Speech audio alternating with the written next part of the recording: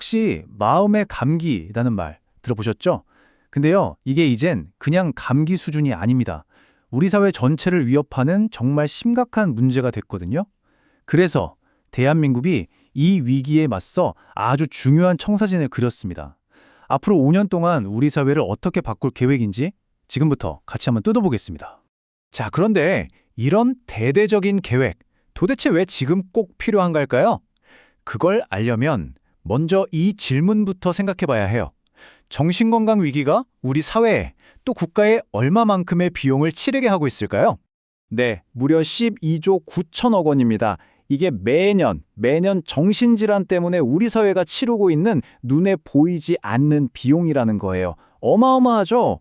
그러니까 이건 더 이상 그냥 한 개인의 아픔이 아닌 거죠.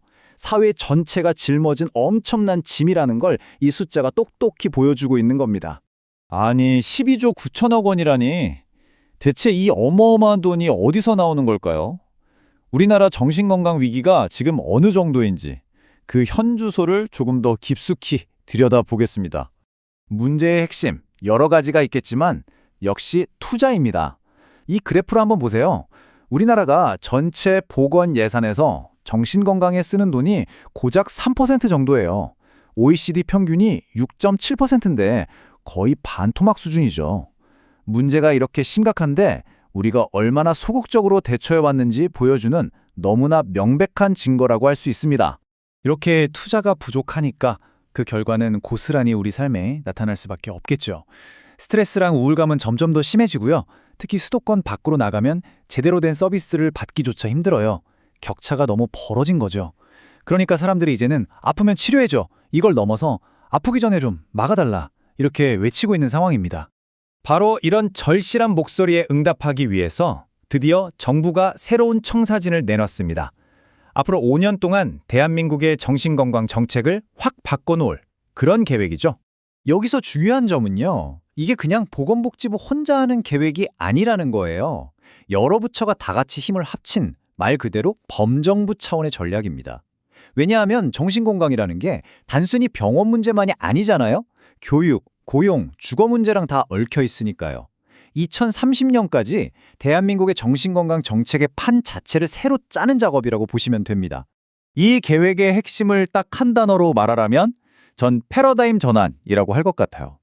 이게 무슨 뜻이냐면요. 그냥 예산 좀 늘리고 병원 침대 몇 개 더 만드는 그런 수준이 아니라는 겁니다. 정신건강 문제를 대하는 우리 사회의 생각, 규칙, 접근법, 이 모든 걸 뿌리부터 바꾸겠다는 정말 담대한 선언인 거죠. 자, 그럼 그 패러다임 전환이라는 게 구체적으로 뭘 의미하는 걸까요? 바로 예방, 치료, 회복, 이 세 가지 핵심 기둥을 통해서 우리의 접근 방식을 180도 바꾸겠다는 겁니다. 핵심은 바로 이겁니다. 이 표를 보시면 한눈에 들어오죠? 왼쪽이 옛날 방식, 오른쪽이 새로운 방식이에요. 과거에는요, 일단 아픈 사람이 생기면 병원이라는 고립된 공간에 데려가서 치료하는 데 집중했어요. 근데 새로운 방식은 모든 국민이 자기가 사는 곳, 바로 이 지역사회 안에서 다 함께 회복하고 살아갈 수 있도록 돕는 겁니다. 그러니까 예방부터 회복까지 그 중심축이 병원에서 사람으로, 그리고 우리 동네, 지역사회로 완전히 이동하는 거예요. 엄청난 변화죠? 자, 그럼 첫 번째 기둥부터 볼까요? 바로 예방입니다.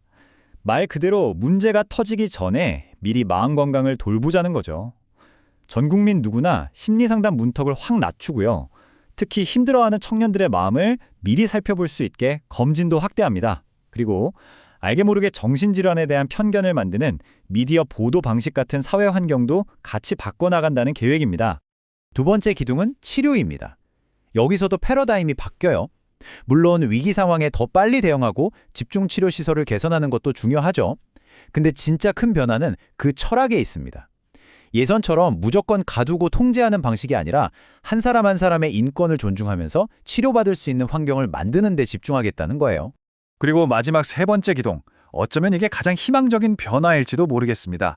바로 회복입니다. 치료가 끝이 아니라는 거죠. 온전한 삶으로 돌아올 수 있도록 돕는 것까지가 목표입니다. 예를 들면 비슷한 아픔을 먼저 겪어본 동료 지원가가 손을 잡아주고 안정적인 집과 일자리를 구해서 다시 사회의 한 구성원이 되도록 지원하는 거죠. 병원 문을 나서는 게 끝이 아니라 진짜 새로운 시작이 되도록 만들겠다는 겁니다.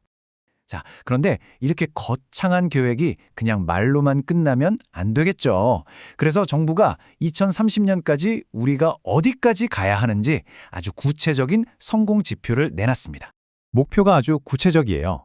정신질환에 대한 부정적인 인식, 지금 40%가 넘는데 이걸 25%까지 낮추고요. 도움이 필요할 때 실제로 서비스를 이용하는 사람은 지금의 2배, 24%까지 늘린다는 겁니다. 그리고 제가 가장 주목하는 목표는 바로 이거예요. 상담을 통한 회복률 50%. 이게 왜 중요하냐면 예전엔 그냥 몇 번 치료했다가 목표였다면 이젠 진짜 회복했는가를 보겠다는 거거든요. 정책의 초점이 완전히 바뀌었다는 걸 보여주는 상징적인 지표죠. 자, 그럼 이 모든 계획과 숫자들, 이게 결국 우리들의 삶을, 나와 당신의 삶을 어떻게 바꾸게 될까요? 가장 근본적인 변화는 바로 이겁니다. 마음의 문제를 더 이상 개인이 혼자 끙끙 앓으며 짊어져야 할 무거운 짐으로 보지 않는다는 것. 우리 모두가 함께 들어줘야 할 공동의 책임으로 생각하는 것. 바로 이게 이 계획이 진짜로 꿈꾸는 가장 큰 변화입니다. 그리고 그 변화를 향한 의지가 마주해요라는 이 한마디에 다 담겨 있습니다. 더 이상 외면하거나 피하지 말고 서로의 아픔을 정면으로 마주보자는 거죠. 그리고 서로의 눈을 보면서 너 괜찮니? 이렇게 물어봐주는 사회, 그걸 만들겠다는 약속입니다. 계획에 나오는 한 구절이 이 모든 변화의 방향을 아주 명확하게 보여주는데요.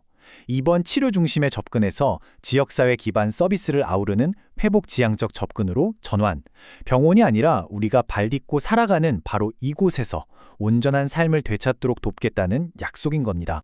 하지만 결국 아무리 좋은 청사진이라도 그 자체가 집이 되진 않잖아요. 이 계획을 현실로 만드는 건 정부의 노력만으로는 부족합니다. 결국 우리 모두의 관심과 참여가 필요하죠. 이 거대한 변화의 청사진 앞에서 우리 각자는 과연 어떤 벽돌 한 장을 함께 놓을 수 있을까요?